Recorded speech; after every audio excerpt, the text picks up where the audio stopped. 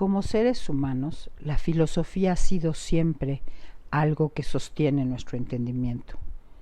A lo largo de la historia podemos darnos cuenta que ese gran libro que se encuentra enfrente de nuestros ojos, que es la filosofía misma, está en el universo, está impreso en el universo.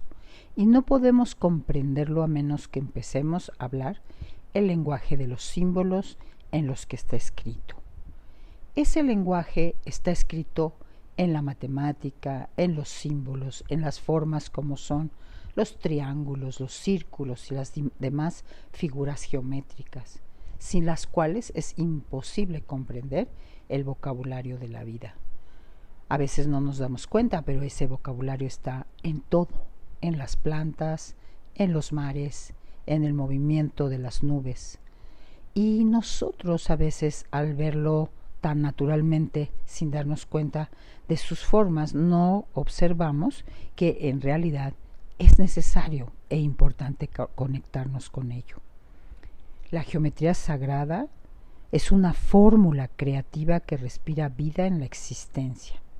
Podríamos decir que es una arquitectura energética que se revela en la forma, en patrones, en números, y lo que nos provee es una plantilla vibracional, pero no solo para construir la materia, que nosotros mismos somos materia, sino que una vez que nos damos cuenta que es el lenguaje en el que está construida la materia, podemos darnos cuenta también que habitar a la materia es entender un entramado que existe en nosotros y que ese entramado necesita ser activado, especialmente en el cuerpo, al cual hemos visto durante muchos años como un ensamblaje de partes. En realidad nos damos cuenta que no es un ensamblaje, es un entramado, y que empieza en el interior del cuerpo. Empezó en el interior del cuerpo desde el momento en que nuestro cuerpo se hizo a sí mismo en el embrión. Ese cuerpo va desenvolviéndose en capas, va construyéndose en capas y se conecta constantemente y continuamente como un todo que va diferenciándose. Cuando podemos empezar a dejar de pensar en términos fragmentados, ese cambio de paradigma en sí mismo debe de no ser solo teórico y mental, sino que tenemos la posibilidad de llevarlo al territorio sensorial y emocional. Los conocimientos relacionados a la salud, en la medicina tradicional china, por ejemplo, nos dicen que toda tensión empieza adentro de nosotros. Y nos dice que las 10,000 enfermedades surgen en el jara, en el vientre, en el sistema de los órganos. Tenemos un pensamiento, por ejemplo, y nuestro cuerpo responde ante ese pensamiento. Podríamos decir que nuestros estados psicológicos también son actos específicos que crean transformaciones y constricciones y limitaciones dentro de nuestro cuerpo. No sabemos bien cómo se teje esa respuesta fisiológica en el interior, ni tampoco tenemos con toda la claridad para saber dónde empieza un entramado que originalmente tenía un orden, una coherencia, una capacidad de resonar, para ir poco a poco perdiendo esa resonancia, esa coherencia y distorsionarse. Lo que sí sabemos es que la respiración y la mente, una vez que se saben entretejer entre sí, tienen la respuesta para desenvolver, para desenrollar todo desorden que se creó dentro de nosotros. El cuerpo es espacio y lo que requiere para la sanación es volver a invocar internamente el sentido de espacio. La respiración es el camino idóneo y lo que genera el espacio es luminosidad. Cada célula emite luz. Hoy llamamos a esa luz biofotones.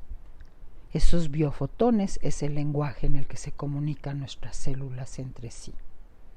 Y nosotros podemos influir sobre la condición y el estado de nuestras células, comprendiendo que hay lugares, puntos dentro de nuestro cuerpo, donde como zonas neurales específicas, mente, respiración y cuerpo pueden interactuar para transformar.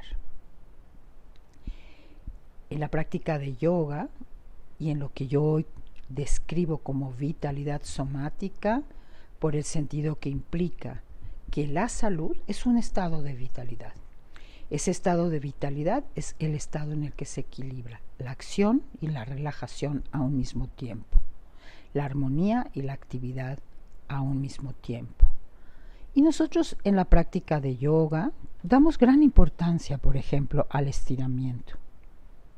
Sin embargo, no siempre el estiramiento por sí mismo tiene esa capacidad de puntualizar la sanación en puntos sensitivos del cuerpo si no comprendemos el lenguaje auténtico del alargamiento en el cuerpo. Es importante entrar en sintonía con nuestra respiración. Cuando entramos en sintonía con nuestra respiración, empezamos a darnos cuenta que lo que interactúa fundamentalmente son los sentidos mismos. Sí, los sentidos que pueden estar fragmentados y que muchas veces pensamos que cada uno actúa por sí mismo de forma independiente, pero no es así. Los sentidos actúan como una corriente eléctrica, incluyendo en esos sentidos que conocemos como es el olfato, la escucha, el contacto, la vista. También podemos incluir como sentidos a la propiocepción y a la interocepción. Y juntos todos ellos funcionan como una corriente eléctrica a través y a lo largo del cuerpo. Podríamos decir que es la respiración la que hace el papel de una alquimia sutil. Sí, no se trata únicamente de alargar y estirar de una manera casual. Hay que comprender cómo comunicarnos con nuestro cuerpo.